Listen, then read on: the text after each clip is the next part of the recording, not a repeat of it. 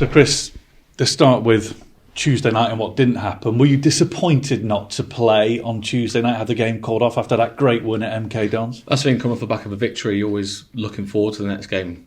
When you have a positive result, they say that you want the game straight away, and that's what we were bouncing into a game full of confidence, ready to go. And then they say probably look on the back of it, the weather that it was, it's probably the beneficial of getting called off because it comes a lottery when the weather's like that.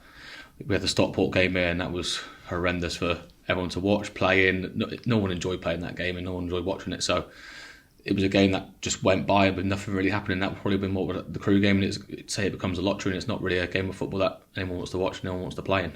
But it must have been frustrating not to be able to keep the momentum going, mustn't it? That's the thing, is you see especially when you come back off a victory, you're bouncing into games ready to go, and that's what we were. We were all looking forward to the game. We were set, ready to go with our plan for Crew, and then say it gets called off, but then your mind quickly changes onto Colchester now. What was it like after that MK Dons win? A dramatic way to do it, wasn't it? And the club's not had much joy at MK Dons in recent years. I've heard. I've always been. I've had quite good results down there when I've played against them. But say, last minute winners is one of the best things in football, aren't they? So when you get them sort of results, that's probably the game we did as well, where you set up probably more defensive structure away from home. You're frustrating them, and you're hanging in there as long as you can, and that's what we did the first half. We knew we were up against it a little bit, and we come in the second half. We had a little chat between ourselves, and we come up with a plan into the second half and mixed up a little bit, and it worked.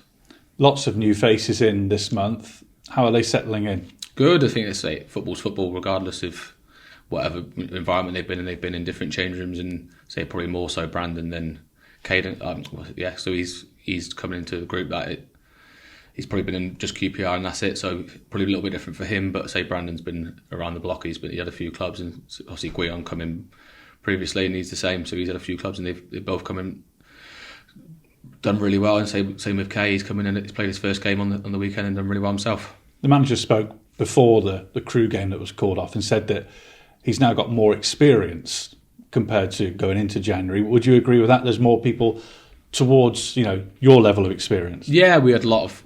Well, we'll say this for the start of the season, we were youth and vibrant, and we were playing that with the old manager with Derek. It was a fast flowing counter-attacking football, and now we've still got that because of the boys that have come in. They're still pacey, they're still fitting that mould of how we've been playing for the whole season. But then they've probably got the know-how and the knowledge off the ball. So in games, per se, when you're playing like an MK Dons, when you're without the ball, you need to be switched on to be in a position to pick up the loose balls and be able to counter-attack.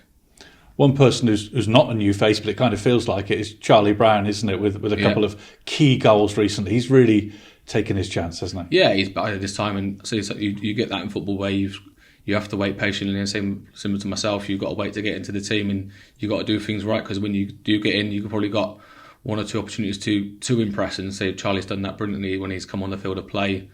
And he's probably hopefully he's done a chance to come off the start, but if it's off the bench, still is what it is, and you need to keep scoring them goals and keep juicing when he's on the field of play.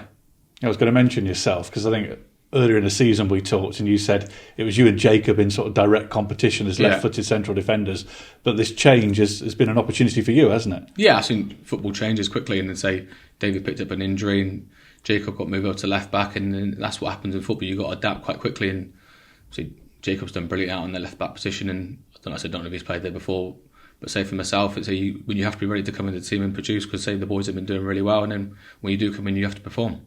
Moving on to the Colchester game, is it the kind of game that you just have to win if you want to keep alive those chances of getting towards those playoff places again? Yeah, I've seen every home game, if you want to get promoted, is a must. To say you need to get a positive result, whether it's a win or a draw, but you need to be winning more than you're losing or drawing to get promoted. And so you pick up them results away from home there, and add a little bonus, but you have to win your home game. So we're going to every home game regardless of who we're playing.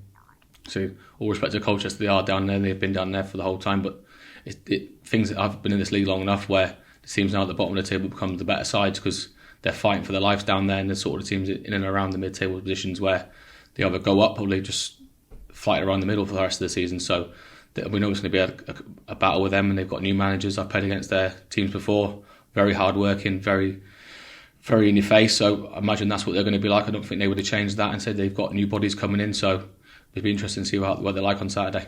So if you can keep that good home form going and maybe resurrect the winning streak at home from the start of the season, is a playoff push still a realistic possibility? Yeah, so I don't see why. I think everyone in around where we are now in the league is looking upwards and not looking down. You think if you get a few results, because it's very tight. So I've been in that position where you've been up there, and you are, when you're in that position, and then playoff positions, you're looking over your shoulder thinking who's going to make that little charge to come up, because it happens. It's happened every season.